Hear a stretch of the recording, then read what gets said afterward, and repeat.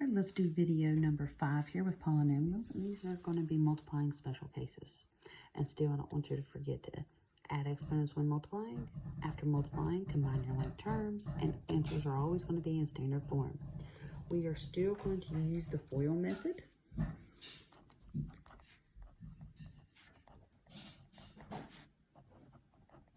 And you can look at video number 4 if you want to get a refresher on that one. All right, so for our first example here, with these special cases, you're going to see what's going to happen on some of these. So let's have 3x plus 5, and then we're going to have 3x minus 5. Okay, still using the FOIL method, so multiply your first terms together. 3x times 3x is 9x squared. And then we're going to do 3x times negative 5, which is negative 15x. And then you're going to do 5 times 3x, which will be plus 15x. And then you're going to multiply your last terms. So 5 times negative 5 is negative 25. Now you need to combine like terms. When you combine your like terms here, notice what happens. Negative 15x plus 15x cancels each other out. So you're left with 9x squared minus 25. The biggest mistake that people make with these problems is their signs. You need to be careful and watch your signs. Notice we have the exact same thing in both parentheses, except for the signs are different. When you have the same thing in both parentheses and the signs are different, they are always going to cancel each other out like this and left with your x squared and then your constant. Let's try another special case here. This one is going to be 3x plus 7, and you're going to have a squared right there. Remember what squared means? There's 2 of those. So what you have to do is write down 3x plus 7 times 3x plus 7. Do not fall into the trap of thinking, oh, I just need to take 3x, square it, and do 7 and square it. That right there will give you the wrong answer. You need to write them out like this because you're going to have to FOIL. So when you FOIL, 3x times 3x is 9x squared. And then 3x times 7 is 21x. Then you're going to do 7 times 3x, which is 21x again. And then lastly, 7 times 7, which is 49.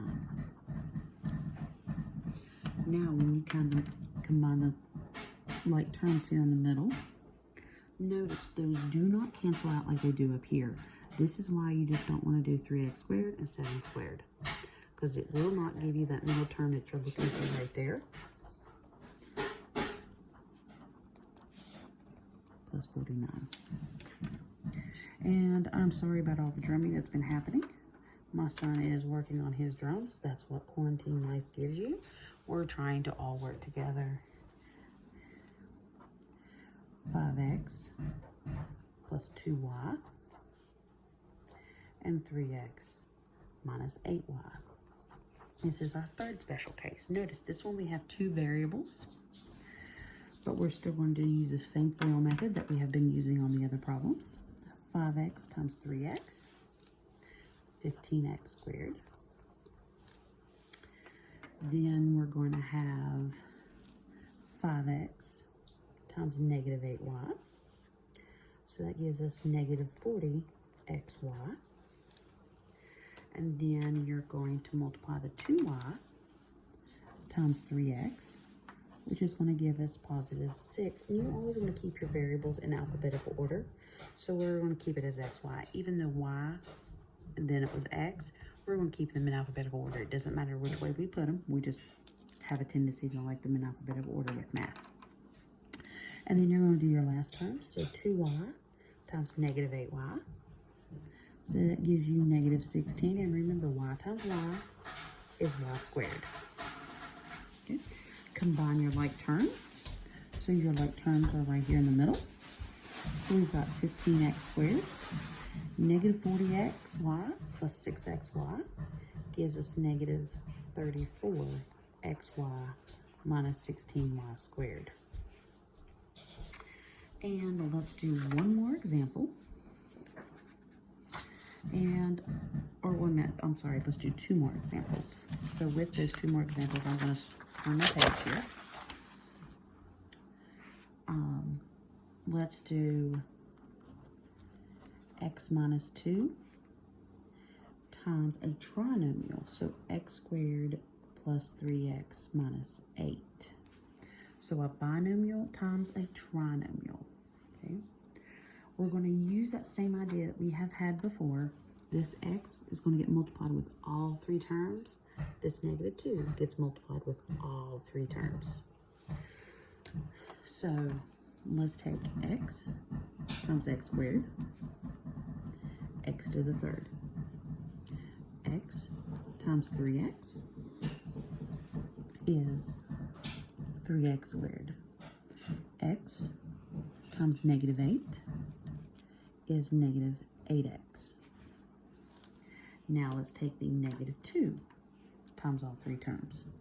Negative 2 times x squared, negative 2x squared. Negative 2 times 3x, negative 6x.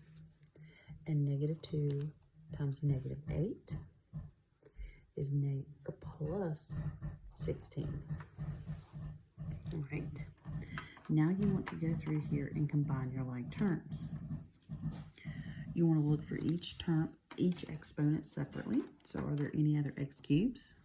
No. So we're going to write down x cubed. Some people like to mark them off after they have added them together. 3x squared. Any other x squareds? Yes. So 3x squared minus 2x squared plus x squared, or you can put a 1 in front of it if you would like, marking those off that I've used them. Negative 8x minus 6x, negative, let's see, 8 and 6, 14x, marking those off, and that leaves us with a plus 16. And that would be our answer right there. It's already in standard form. Let's try another one. This time we're going to put the trinomial first. So x squared plus 7x minus 8 times the binomial 2x plus 3. All right. So x squared times 2x is 2x cubed. X squared times 3 is 3x squared. Now let's take the 7x times everything in the second parenthesis. So 7x times 8, 14x squared. 7x times 3, 21x. And now we're going to do the negative 8 and multiply it with everything in the second parentheses. So negative 8 times 2x, negative 16x, and then negative 8 times 3 is negative 24. Let's go through here and combine like terms. Take the x cubes. There's no other x cubes, so 2x cubed. Marking that off. Combine the x squared, so 3x squared and 14x squared. 3 plus 14 is 17x squared. Combine your x's, so 21x minus 16x is 5x. Marking those off leaves us with a minus 24. And that is your answer right there. Now you're able to complete numbers 27 through 35.